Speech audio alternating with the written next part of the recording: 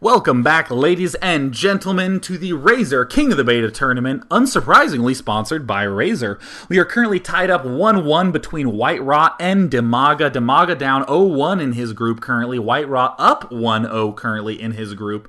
It's a very important match for Whitera, as if he wins this, he will take the series 2-1, and he will be the first player to be 2-0 in his group, so that almost guarantees him a spot in the Final Four for the final broadcast. It's going to be on July 26th at my countdown party held at Harvey Mudd College. Now, if DIMAGA ends up losing this, that means that DIMAGA is almost certainly eliminated from the tournament. He will be 0-2 in his group. So DIMAGA desperate to win this game just to stay alive. And Whitera, of course, wanting to get in that Final Four and, of course, ever closer to that prize pool of $2,000 for first place.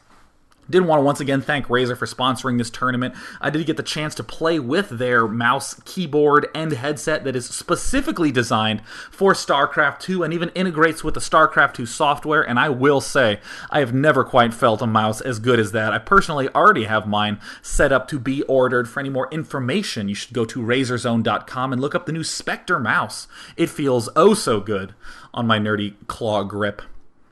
So we will be going into Game 3 right now, because this is the cast of Day 3 of the King of the Beta tournament, sponsored by Razer and hosted by myself, Sean, Day 9 plot. And here we are going into Game 3. Of course, the question always is, what is the map that Whitera chooses? In these series, each player gets to vote down one map, and DIMAGA, interestingly, chose the map that I think most Protosses would have chosen. He chooses Steppes of War. Whitera looks like returning to Blistering Sands, one of the most popular maps in the current map pool. It is a nice little map that allows the Protoss player to wall himself off. He can be aggressive with two gateways at his front, and then still knock down these destructible rocks to be aggressive later on. And for Zerg, it's the exact opposite. We have Whitera spawning here in the bottom left, speaking things, probably saying how interesting this tournament is, and DIMAGA just talking about chemicals. Oh, and of course that's Russian for baloney. But either way, Whitera spawning in the bottom left corner as the red Protoss pieces, and we have DIMAGA spawning as the blue in the top right. Now, I do want to say that it's the opposite story for Zerg with these destructible rocks. Zerg wants to power, Zerg wants to have very few entrances so they can defend one easy closed choke by their natural, but Blistering Sands does the exact opposite, opens that space up. You need to have creep everywhere so you have the mobility to account for the fact that there are so many entrances. Looks like Whitera's getting a very early first gateway at his front. Wouldn't be surprised to see him throw down a forge and do something a little bit nutty, but no, he's going for, I guess, a normally timed gateway. Looks like he snuck in an extra probe there, and there's the first gateway going down. Notice that Whitera's building it way far forward, wants to have a lot of space so he can build cannons behind, and also wants to just straight up wall himself in. Who needs to exit your base when you have warp gates and you just warp in wherever you want? Now, I would like to state for the record, I would not be surprised. I have seen him do it before. DIMAGA might go for a Baneling bust. I know you're saying that my clairvoyance might be off today, but I just have a hunch. You know, it's kind of funny because it almost worked two previous games. No reason that it shouldn't work in Game 3. And this is an interesting... well, actually, even though it did end up losing in Game 1, it still almost busted down the front and did let DIMAGA get Zerglings into the main. So there's the pool going down. Identical builds from the players in this third and deciding set. And you know, you heard me say that Zerg really doesn't like this destructible rock because Zerg likes to power, Zerg likes to expand. Not in the style that DIMAGA's playing. DIMAGA likes to make banelings and kill everything you've ever built. And these destructible rocks are going to pose a huge threat to Whitera because he can't really wall this back area off. The only way that the only way that Whitera can hope to hold this off is by getting that sentry upgrade very, very fast, getting the cybernetics core up, getting the force fields up to defend. Looks like Whitera going to try to scout around, really trying to find some way to get into DIMAGA's base to see if that Baneling nest is coming up anytime soon. But, you know, I would like to once again emphasize that I have not actually seen this game. But, you know, what? Wait a minute. I was going to say, you know, I haven't seen this game, but I bet he's going to go for a Baneling nest. But, of course, DIMAGA proving everyone wrong, and I guarantee you 100% of you in the chat were expecting Banelings. Here comes a Roach Warren. Again, very easy way to abuse these destructible rocks and freak your opponent out early.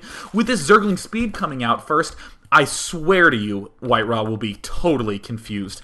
Like 99% of the time, Zerg players get this Zergling speed because that's the unit that they want to be making. But if Whitera manages to see guys still in gas, he will assume Zergling Baneling. And oh god, once again, huge risk right now. Oh my god, Whitera's actually going to get in. He sees the roaches. That is horrible for DIMAGA. Oh my god, DIMAGA even pulling guys out of gas, abandoning making all of those roaches. Just going to go ahead and power drones and Zerglings after that. So look at this Whitera. Instead of getting 5 Zealots to block, only getting 3 Zealots to block. Getting the Nexus before he starts the cannon. There's the Forge going down. And of course, Whitera needs to worry about that back door. Looks like a little bit of staring competitions going down at the front.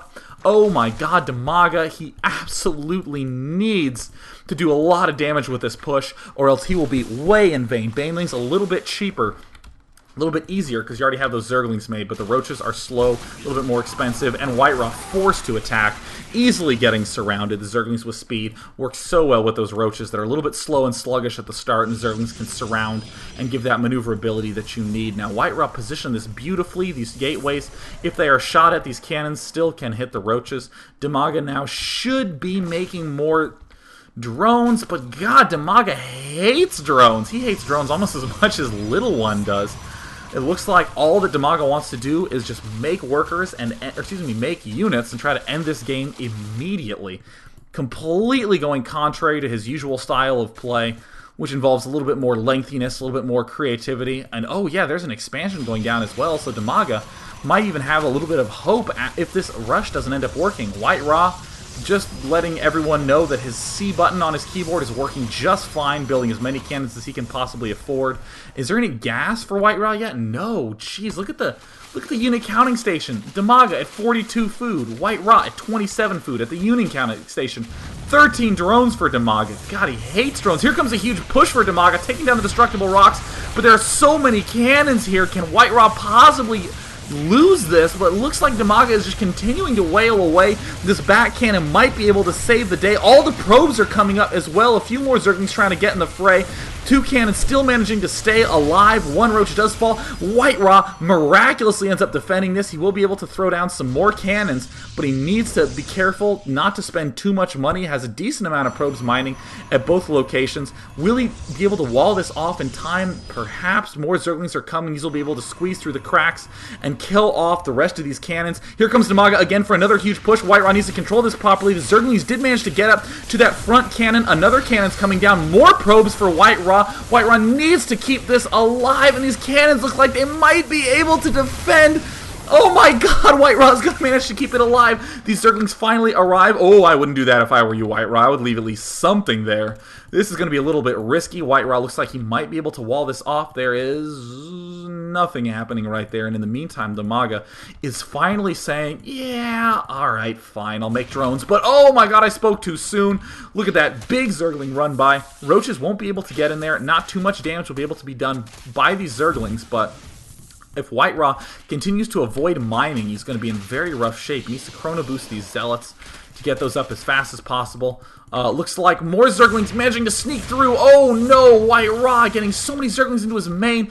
All these probes are done for. DIMAGA continuing to make drones in his main and adding Zerglings on at the same time. Just wants to maintain aggression, almost as though he is an Asia server player. And here comes 1 lone Zealot from Whitera, and I do not think it will be enough. Whitera trying to defend this. This 1 Zealot can do a lot of damage. 2nd Zealot coming up right now, and the Nexus is getting close. It's at 50 hit points, 20, and it is done.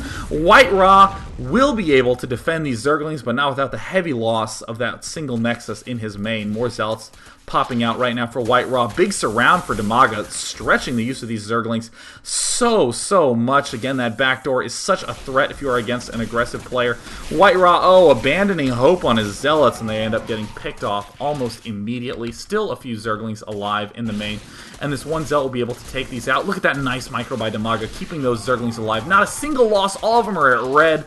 Beautiful play, and more Zerglings being massed up, and also more drones. DIMAGA still, ooh, and teching up. He is the NC Yellow of Starcraft 2, and it looks like Whitera has finally managed to wall off that back door. It looks like he thought that these 2 pylons would be sufficient, but it appears not.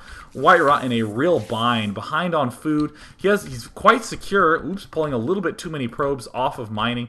He's obviously in a very secure spot. He can't really be hit from either side. But God, Zerglings can fit through everything. Whitera, for the 100th time, was certain that he had walled himself in. But more Zerglings managing to just